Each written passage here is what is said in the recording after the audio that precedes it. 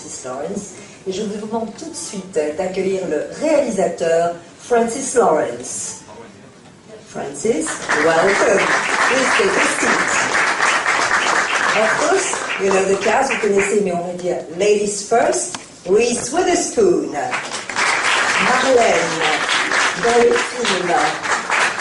Welcome, Reese, welcome. C'est le propriétaire du cirque que je vous demande d'accueillir, Christophe Waltz. Auguste. Bonjour.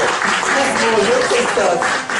Et enfin, Robert Pattinson. Jacob.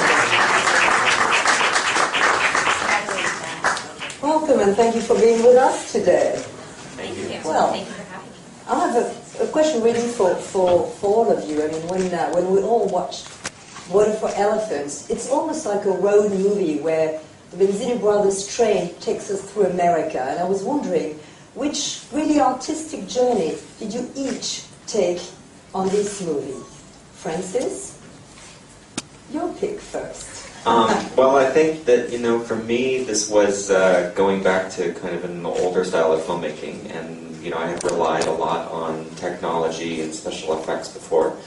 And I really wanted to be able to tell a story in a much more organic way. And I think that was something new that I was exploring with this film. Well, what about each of you? Reese. I would say the most remarkable experience for me was working with the elephant and training with Ty for 3 months and learning the choreography with Cirque du Soleil choreographers, and it was extraordinary. It was very physically challenging for me. What was yours, Christophe? It's a little similar but different to what Reese said. I think working with an animal, in this case like the elephant, requires you to take the animal as it is more seriously than yourself. And that's really a fabulous way of approaching what we do, you know, because the animal is just there, and the animal just reacts to what there is. So you have to adapt to the creature and not just to your highfalutin ideas. What was your journey like, Robert? I don't know. I mean, I just kind of. It was a very instinctive process. I mean, even choosing the project in the first place, I had a great feeling when I was reading the script. I just felt like I knew the guy, and the world that Francis created just made everything so easy. I mean, it was like the easiest film I've ever done. So I can't really describe what the real journey was. It was just. I mean, I had a very similar journey, I guess, as my character. I mean, I just sort of plunged, I got plunged into this world, and I could just react to it as honestly as I could, I guess. But really a question again for all of you. I mean, obviously the circus, the center of the film. Do you feel sometimes, each of you, that you are, as actors, filmmakers, a little bit of part of a circus? Is the movie world, a film, like a little bit of a circus?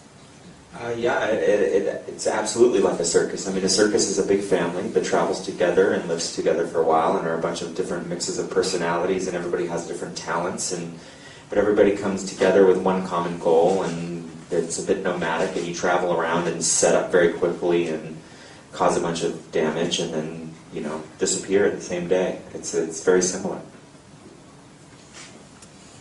It was every aspect of the question was answered.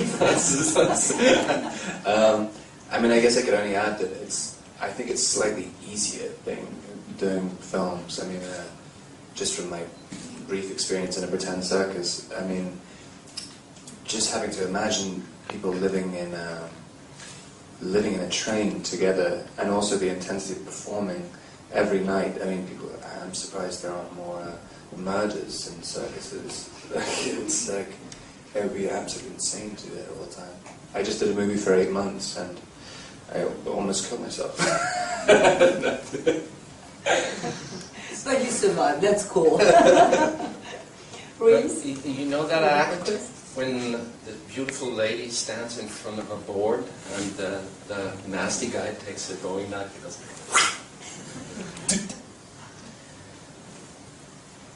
I think there is a slight difference between doing that in a movie and doing that in the circus.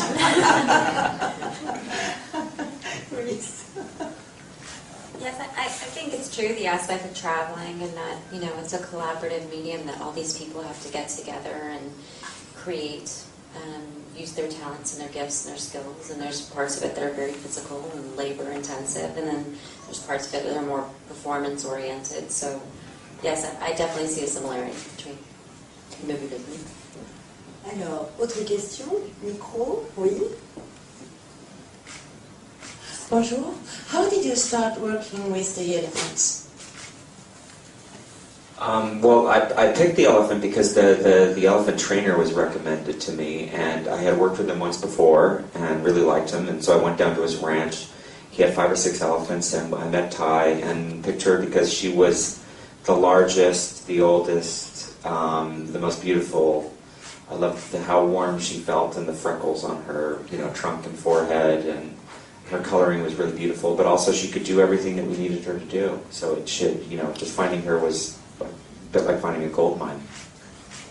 Reese, I see you nodding to what Francis is saying. You probably had the closest experience, so to speak, when you were up on that elephant. Could you tell us about it too? Oui, parce que c'est une question, j'imagine, pour effectivement. Oui, et la question was how?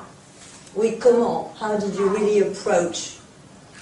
How did you start working? Well, I've had experience working with animals before, and in my last film we did a lot of work with a dog, and what I learned from that was that you have to figure out what the parameters of the animal's behavior is.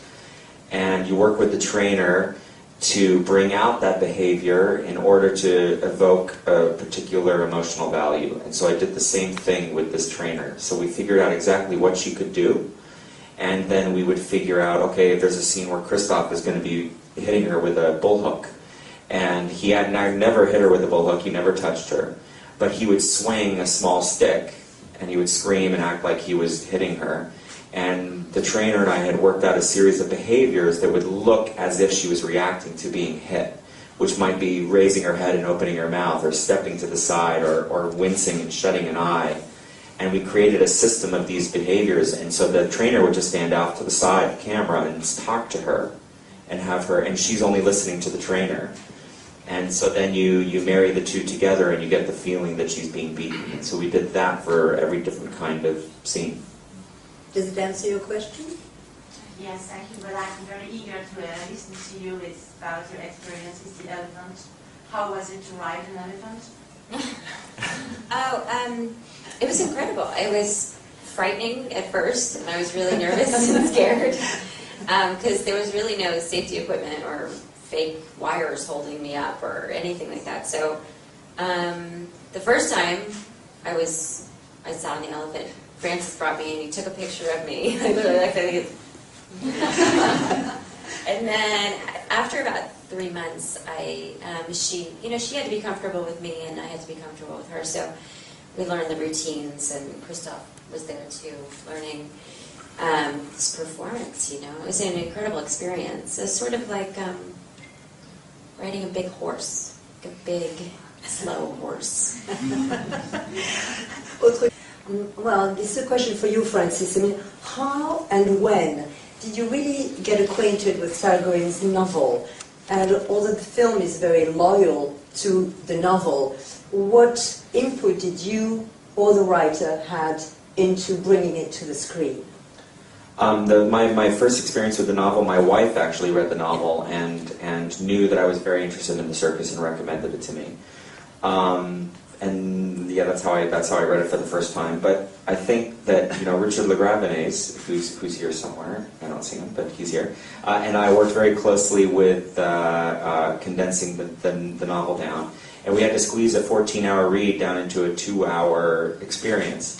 And so I think it was, we tried to focus on the spirit of the novel, and we tried to focus on kind of the tentpole moments and scenes and sequences that you would remember from the novel, that the fans would really remember, the kind of anchor points of it. But we did some changes. We cut out a lot of the older Jacob sequences. The book was, intercut with the 1931 story and old Jacob in a nursing home. And we decided to cut that out. And we also combined two big characters. August in the novel was not the owner of the circus. There was a man named Uncle Al in the novel. And we combined August and Uncle Al together. And partially out of trying to find some depth to the character of August. August in the novel was also schizophrenic. And quite honestly, I wasn't quite as interested in an excuse, in a way, for his behavior. And I liked giving August humanity and a logic to his thinking. And that he built this family and built this business and has his life that he's protecting. And it makes sense, and I think it just makes him a human. And that's what I was interested in doing.